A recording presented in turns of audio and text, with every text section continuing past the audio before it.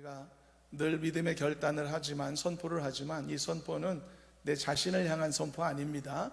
내가 이렇게 하겠습니다라는 다짐이 아니라 하나님께서 이렇게 인도하실 줄로 믿습니다라고 하는 믿음의 다짐이고 결단이라는 것을 기억하시고, 내가 할게요라는 이런 가치 없는 결단으로 여러분 선포하지 마시고, 하나님이 약속하신 것을 이루어 주실 줄로 믿습니다라는 믿음의 선포, 진정한 의미를 담고 항상 이 선포에 임하는 우리가 되셨으면 좋겠습니다.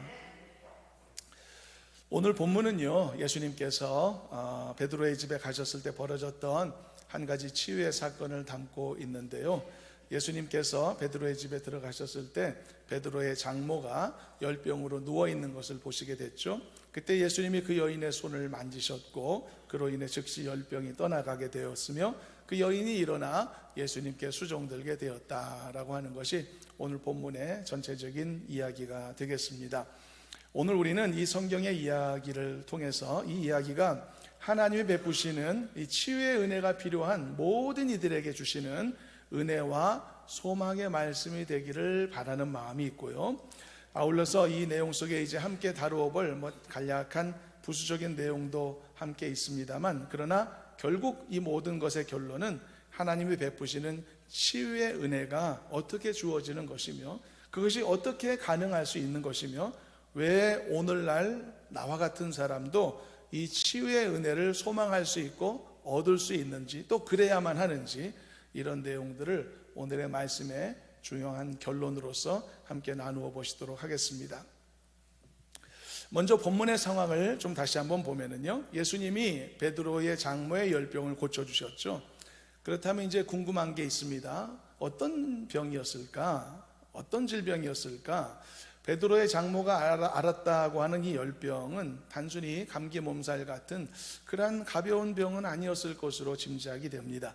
우리가 보면 상당히 많은 심각한 질병들도 항상 그 사람의 몸에 고열을 일으키는 그런 증상을 동반하는 것을 우리가 생각해 볼 때, 아마도 이 여인의 질병은 매우 심각했던 그 무엇으로 우리가 짐작해 볼 수가 있을 것입니다. 참고로요, 같은 사건을 기록하고 있는 공관복음 내 이 누가복음의 내용을 비교해 보면 이런 내용이 좀 더 부수적으로 설명되어 있는데, 함께 한번 참고로 읽고 지나가겠습니다. 누가복음 4장 38절 보면, 함께 읽어보면 이런 내용이 있습니다. 읽어봅니다. 예수께서 일어나 회상에서 나가사 시몬의 집에 들어가시니 시몬의 장모가 중한 열병을 앓고 있는지라 사람들이 그를 위하여 예수께 구하니. 누가복음을 기록한 누가는요, 베드로의 장모의 열병을 그냥 열병이 아니라 중한, 위중한 열병이다라고 설명하고 있으니까요. 게다가 누가는 사람의 질병을 다루는 의사였던 것으로 알려져 있죠. 골로새서 말씀에 의거하면. 그렇기 때문에 중한 열병이다라고 하는 그의 표현을 우리가 좀 더 정확한 것으로 이해할 수가 있을 것으로 생각됩니다. 자, 그렇다면 당시에 사람의 몸에 고열이 나게 하는 중한 병이었다면 어떤 종류의 병이었을까? 요즘은 이제 백신이며 이런 치료제로 인해서 이미 정복한, 그러나 옛날에는 무시무시했던 그런 질병들도 많이 있었죠. 그런 것을 감안해 본다면 그때 질병이었던 것이 혹시 말라리아나 장티푸스 같은 그런 병이 아니었을까? 아니면 우리가 겪었던, 몇 년 전에 겪었던, 지금도 여전히 진행형인 코로나 같은 경우처럼 당시의 의학으로서는 절대 발견할 수도 없고 또 정의하기도 힘들었을 심각한 이 바이러스였을 수도 있겠고요. 그리고 더 중요한 것은, 그러나 결국은 이 병은 전염성을 가진 질병이었다는 사실을 우리가 볼 수가 있는 것입니다. 그러므로 이런 종류의 질병을 가진 자들은 건강한 사람들과 철저하게 격리하는 것이 일반적인 조치였던 것이죠. 옛날에는 그럼 격리의 중요성을 몰랐을까? 그렇지 않습니다. 이 전염에 대한 두려움은요, 그 시대 사람들에게도 분명히 있었던 것이 사실이거든요. 실제로 유대인들 랍비의 그 가르침들을 보면 열병이 있는 자들과 접촉을 금지하는 규례가 존재하는 것도 우리가 볼 수가 있습니다. 그리고 또 우리가 잘 아는 성경에 나오는 사례들처럼 나병 환자의 경우 그들에 대한 사람들의 저주와 멸시의 모습을 볼 수 있지 않습니까? 이것도 결국은 알고 보면 전염의 두려움으로부터 비롯된 사람들의 행태였다라고 우리가 판단할 수 있겠죠.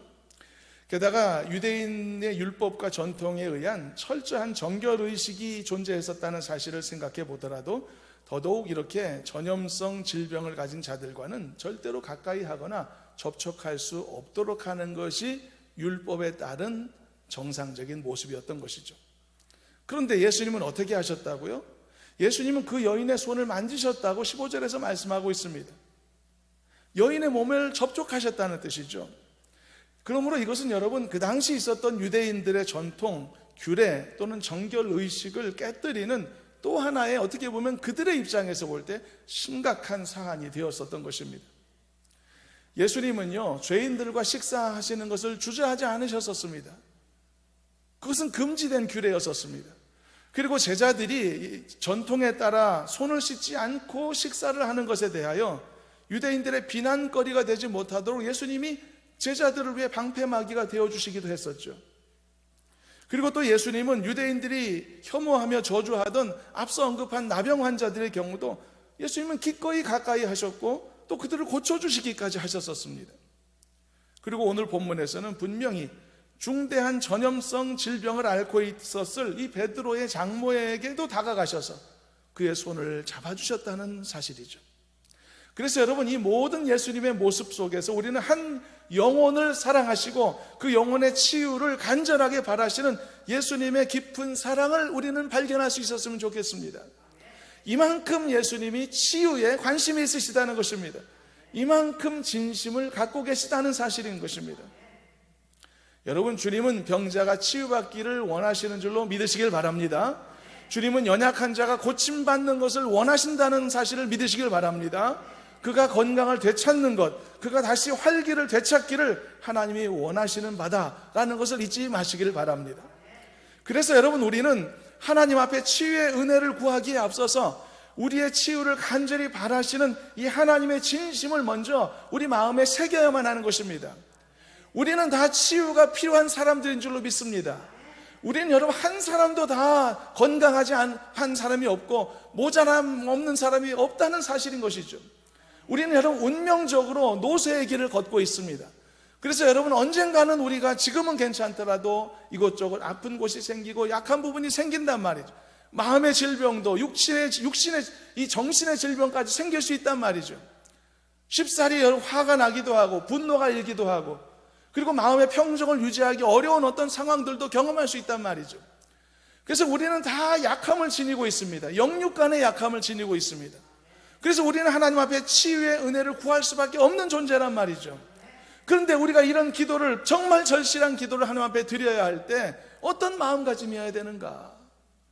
하나님이 이렇게 우리를 치유하기를 원하시는구나. 주님이 이렇게 우리의 치유함에 진심을 갖고 계시는구나. 이걸 깨닫는 것이 얼마나 우리의 기도함에 유익하겠느냐는 것입니다. 여러분, 우리의 치유를 바라고 계시는 주님의 그 깊은 마음을 의심치 않고 담대한 기도자로서 여러분들의 필요한 치유의 은혜를 더 담대하게 구할 줄 아는 은혜가 있기를 주님의 이름으로 축원합니다.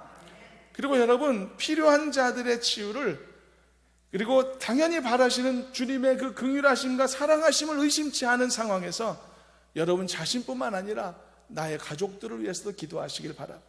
나의 사랑하는 자들을 위해서도 기도할 수 있는 확신에 찬 입술이 꼭 되시기를 바랍니다. 그래서 여러분들의 모든 구하는 기도가 누군가의 치유와 누군가의 회복을 구하는 여러분들의 간절함이 그대로 하나님 앞에 상달되고 응답되어지는 은혜가 있기를 간절히 소망합니다. 그래서 이렇게 예수님께서 병자와 가까이 하셨다는 것, 그를 만지셨다는 것, 이런 예수님의 모습은 예수님이 죄인들과 친구가 되시기도 하고 또 그들과 함께 식사를 하신 이 모습처럼 기존의 상식의 들을 깨뜨리는 모습이었다는 것이죠. 그런데 여러분, 우리는 이해합니다. 이제 우리는 아니까, 말씀을 알고 우리는 이런 예수님의 행위가 어떤 진심을 담고 있었는지 우리가 지금 나누고 있지 않습니까? 그래서 우리는 예수님의 진심과 그렇게 행하신 행위의 의미를 알고 있지만 당시 의심하는 자들은 예수님의 행위를 이렇게 해석하지 못했었습니다. 왜 이런 일이 생겼을까요? 여러분, 기본적으로요, 이 기득권자들은 그들이 갖고 있는 틀을 깨뜨리는 것을 매우 싫어합니다. 그것이 성향입니다. 왜냐하면 그것이 그들에게 훨씬 익숙하기 때문이고, 그것이 훨씬 더 안정적인 환경, 배경을 제공하기 때문입니다. 그들의 기득권이 어디서 나오는가? 그 안정된 규칙, 안정된 예상된 시스템 안에서 나오게 되거든요.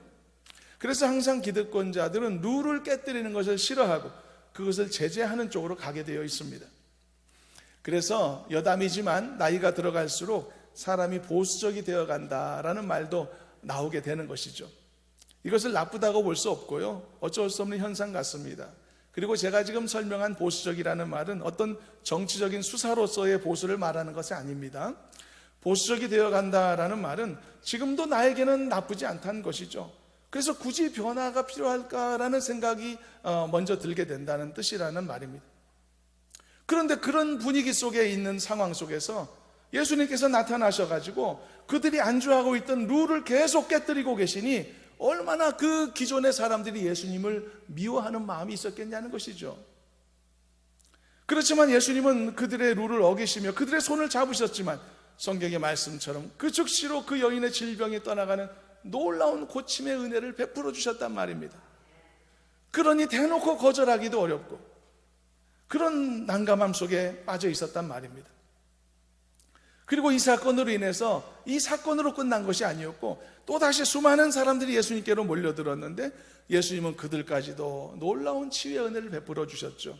16절을 읽어보도록 하겠습니다. 본문 16절을 다 같이 합독합니다. 저물매 사람들이 귀신 들린 자를 많이 데리고 예수께 오거늘 예수께서 말씀으로 귀신들을 쫓아내시고 병든 자들을 다 고치시니. 성경은요, 이 놀라운 장면을 한 절 말씀으로 설명하고 끝나지만 여러분, 이것이 얼마나 놀라운 장면이었을까를 생각해 보시길 바랍니다. 조금만 생각해 봐도 금방 놀랍다 생각하게 될 것입니다. 예수님이 베풀어 주셨던 당시 치유의 역사는 베드로 장모 한 사람으로 끝난 것이 아닙니다. 베드로의 집 안에서 제한된 사람들이 보는 장면으로 끝났던 상황도 아니었습니다. 얼마나 많은 사람들이, 이렇게나 많은 사람들이 아마도 그들이 정말 간절히 한동안 원했을 그 치유의 은혜들을 각자 입게 되었다는 것이죠. 그래서 여러분, 이것은 단순한 치유의 은혜 사건만이 아니었던 것입니다. 그 의미를 넘어서 오래전부터 계획되었던 하나님의 구속의 역사에 또 하나의 발자취였던 것이고 또 하나의 예정된 하나님의 역사의 성취이기도 했었던 것입니다.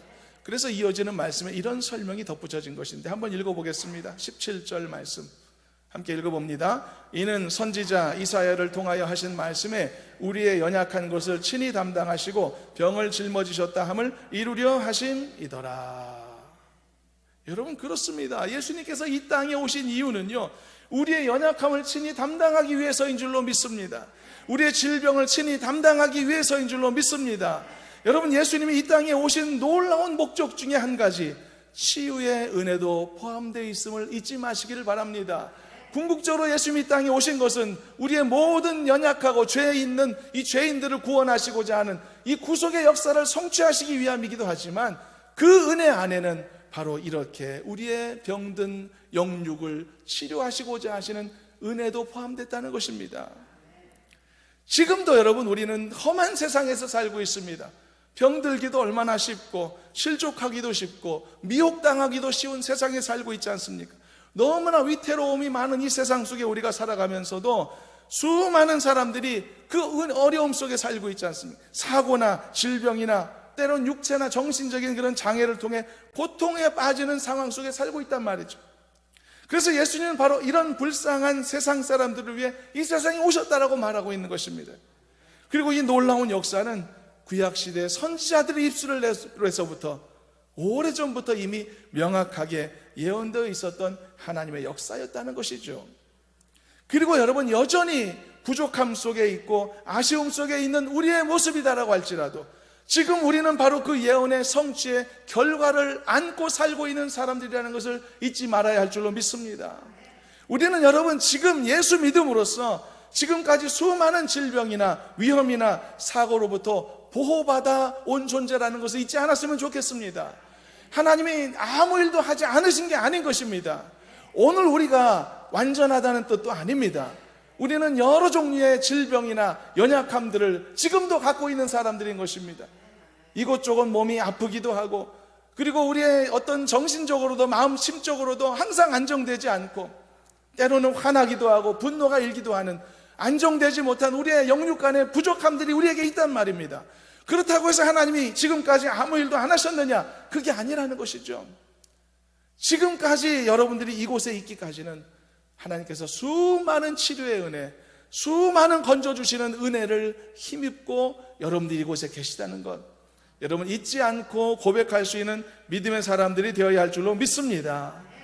그래서 오늘의 내 모습이 있기까지 하나님께서 아무 일도 하지 않은 것이 아니라 너무나 많은 일을 행하셨다. 그래서 오늘 우리가 이 자리에 있다. 그래서 내가 지금도 여전히 치유가 필요한 약함을 가진 존재라고 해서 지금까지 하나님께서 나를 수없이 치유해 오신 그 놀라운 은혜를 망각하거나 거부하거나 그리고 부인하지는 말아야 한다. 이것이 지금 말씀하고 있는 내용입니다. 그러므로 사랑하는 여러분, 오늘도 주님의 치유의 역사는 계속되고 있다는 사실을 기억하시기를 주님의 이름으로 축원합니다.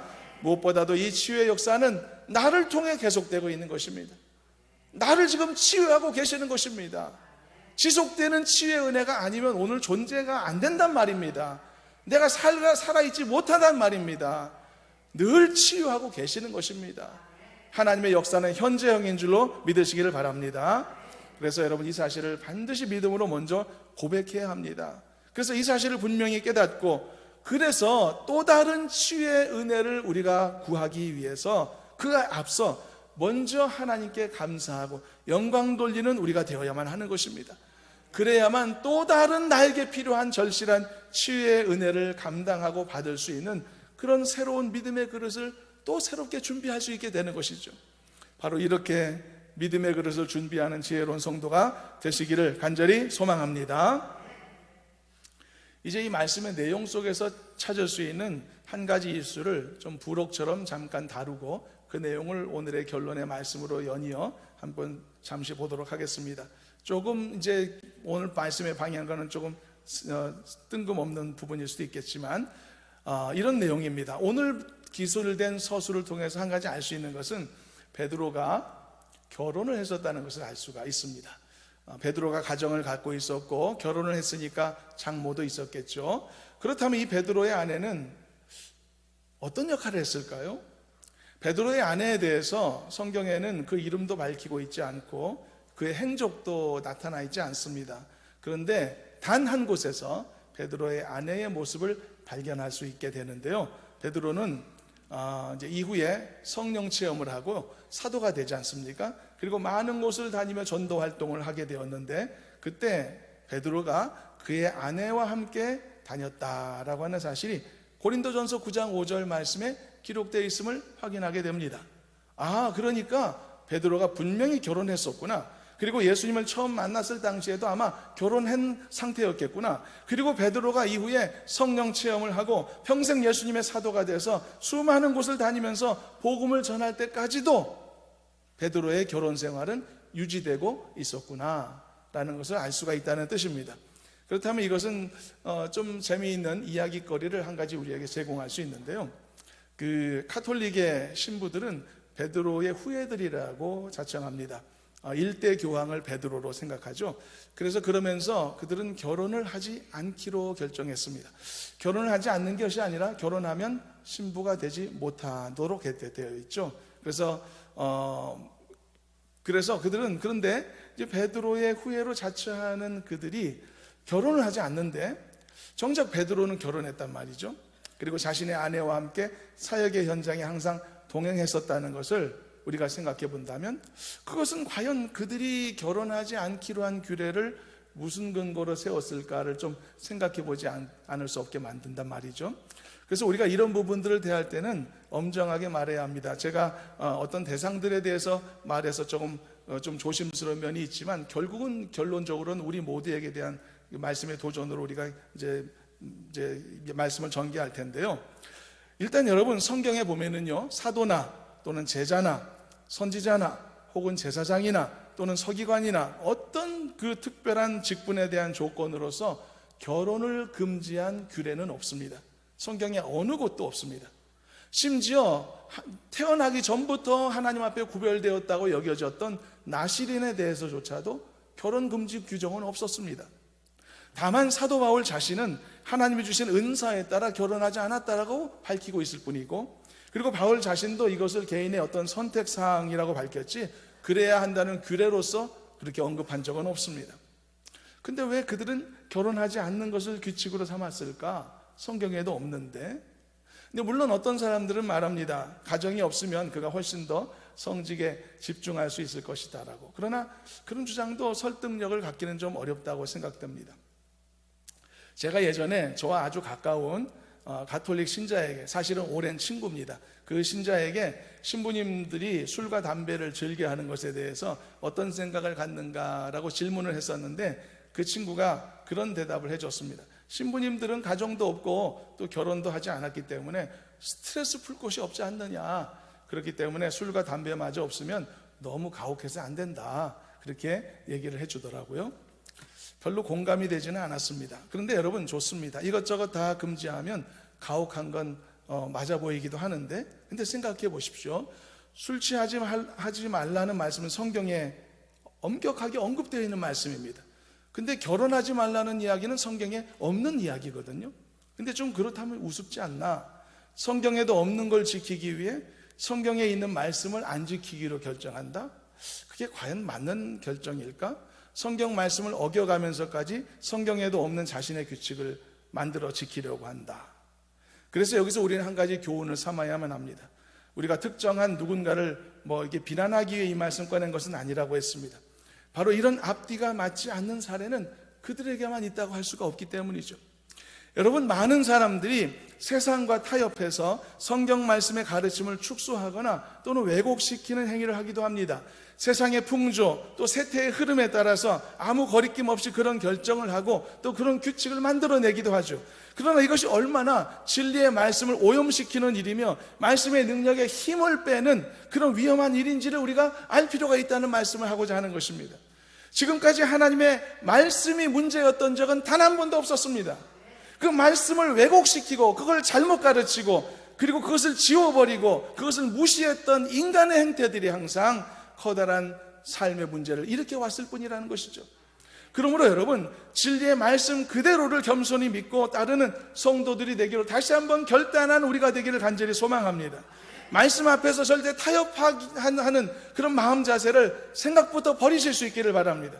말씀대로 지키고 순종하면 지킬 수 있는 길을 열어주신다는 사실을 여러분 결단을 통해서 경험하는 기적이 있기를 주님의 이름으로 축원합니다. 여러분, 내가 말씀을 지키기로 결심하면요, 지킬 수 있는 환경으로 이끌어 주시는 것입니다. 내가 말씀을 그냥 안 지키기로 결정하면 안 지켜도 되는 편안한 길로 인도해 주시는 것입니다. 그러면 여러분, 내가 무엇을 결심하고 결정하느냐에 따라서 하나님의 인도하심의 길은 달라지는 것입니다. 그럼 우리가 무엇을 선택해야 될까요? 가장 바람직하고 하나님이 원하시는 길을 선택해야 하지 않을까요?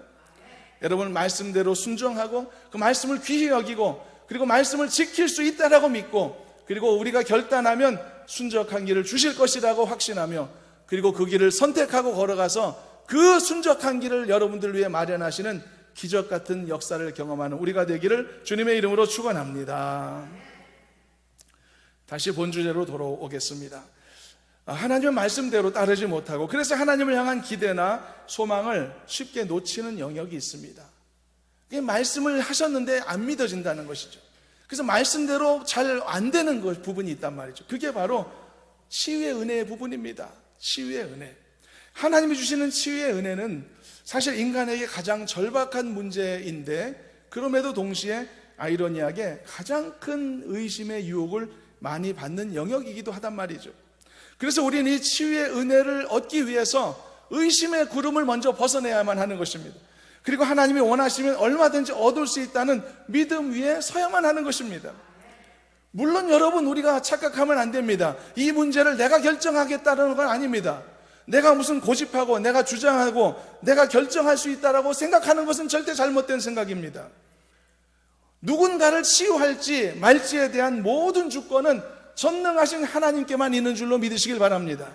그러나 나에게는 그런 것을 결정할 권한은 없지만 그것을 구할 수 있는 믿음은 허락받았다는 것이죠. 그리고 그것을 구할 수 있는 자유도 나에게 허락되어졌단 말입니다. 그러므로 나는 끝까지 치유의 은혜를 구하는 것이 믿음을 가진 성도의 본분임을 우리는 기억해야 할 줄로 믿습니다. 그런 점에 있어서 우리는 앞에서 베드로 장로의 열병을 고치기 위해 그의 손을 잡으신 예수님의 모습을 보며 그 소문을 듣고 무수히 달려나온 수많은 다른 병자들도 예수님이 외면하지 않으시고 다 보듬어 안으시고 치유하신 예수님의 이 열심히 했던 모습을 보며 진정으로 나의 치유를 원하시는 하나님의 진심이 있구나 라는 사실을 의심치 않게 되는 줄로 믿습니다. 그러므로 여러분, 의심하지 않는 성도 되시기를 바랍니다. 그리고 마지막으로 우리에게 또 하나 필요한 게 있습니다.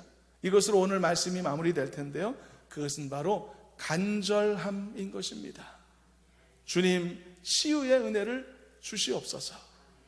사랑하는 여러분, 여러분들에게 반드시 필요할지 모를 몸의 치유의 은혜, 그리고 여러분들의 마음의 회복의 은혜 반드시 얻게 되기를 간절히 소망합니다. 그리고 이것을 위해 간절함을 가지시기를 바랍니다. 우리가 올리는 믿음의 손포는 이것에 대한 확신과 아울러서 간절함을 드러내는 방법이기도 한 것입니다. 때문에 우리는 하나님이 이 일을 해주실 것을 믿는 믿음을 가지고 선포해야만 하는 것입니다. 여러분, 간절함으로 인해서 얻게 되는 엄청난 한 가지 유익이 있습니다. 그게 뭔지 아십니까? 그것은 긍휼함입니다. 긍휼하심을 얻게 됩니다. 근데 이 긍휼하심을 잊는 것이야말로 주님의 치유의 은혜를 경험하게 하는 가장 중요한 요소가 아니겠습니까? 성경을 보면 참 많은 사람들이 치유의 은혜를 경험했습니다. 이 치유의 은혜가 신구약 전반에 있지만 집중적으로 나타난 것이 예수님의 사역의 현장을 기록한 복음서에 많이 나타나 있죠. 그런데 어떤 사람들이 예수님이 베푸시는 이 육체의 치유의 은혜를 힘입었는가를 한번 관찰해 보시길 바랍니다. 여기서 공통적으로 보여지는 한 가지가 있습니다. 그것이 바로 예수님의 긍휼인 것입니다. 예수님의 사역이 집중되어 있는 복음서에 보면 예수님께서 무리를 불쌍히 여기셨다라고 하는 말이 수십 차례도 넘게 나옵니다. 그리고 그렇게 예수님이 그들을 불쌍히 여기신 다음에는 반드시 그들의 결핍을 채워주시는 치유의 기적을 베푸셨던 것을 확인할 수가 있죠. 병자들에게는 병을 고쳐주시는 은혜를 베푸셨습니다. 배고프고 줄인 자들에게는 그들의 배를 채우시는 기적을 베풀어 주셨죠. 그래서 예수님의 긍휼이 치유의 은혜를 경험하게 하는 중대한 요소라고 말씀하게 되는 것입니다. 그렇다면 어떻게 하면 예수님의 긍휼을 입을 수 있을까? 예수님의 긍휼하심의 감정은 어떤 식으로 순서가 매겨지는 것일까? 가장 심각할수록일까? 가장 고통스러울수록일까? 그 긍휼의 감정이 강해지고 가장 가벼울수록 그 긍휼의 감정은 약해지는 것일까? 기준은 뭘까? 그러니까 급한 사람 먼저, 그리고 좀 편한 사람은 나중에, 이런 것일까? 아니면 식당에서 번호표 뽑고 기다리듯이 선착순 이렇게 끊어내는 것일까? 그렇지 않습니다. 예수님께서는 긍휼을 베푸시되 간절히 구하는 자를 더 긍휼히 여겨주시는 것입니다. 그러므로 긍휼을 구해야만 하는 것입니다. 그것만이 살 길이기 때문인 것입니다. 여러분, 복음서의 내용을 보면 흥미로운 사실이 있습니다. 예수님께서 병자를 치유하시는 현장을 서술한 내용을 보면 거의 한결같이 그들을 불쌍히 여기시다라고 하는 표현이 나타난 것을 볼 수 있다고 했죠. 그런데 예수님이 그를 불쌍히 여기셨다라고 하는 표현보다 더 많이 나타나는 이야기가 있습니다. 그것은 그 자신들이 예수님을 향해 불쌍히 여겨 주십시오라고 구하는 표현이 더 많다는 사실입니다. 이것이 무엇을 의미하는 것일까요? 불쌍히 여기소서라고 하는 병자의 호소에 예수님이 반응하셨다는 사실을 우리에게 알려주고 있는 것입니다. 마태복음 9장에는 길가에서 두 맹인이 다윗의 자손 예수여 우리를 불쌍히 여기소서라고 외치게 되었었죠. 그런데 막무가내로 외치던 이 그들 앞에 예수님이 멈춰 서시고 그들을 고쳐주셨단 말입니다. 분명히 그들의 그 간절함의 호소는 효과가 있었던 것이죠. 열매가 있었던 것입니다. 마태복음 15장에 보면 가나안 여자가 주 다윗의 자손이여 나를 불쌍히 여기소서라고 호소했죠. 심지어 이 여자는 가나안 여자였기 때문에 예수님이 처음에는 이 여자의 호소를 외면하시는 모습까지 보이셨었죠.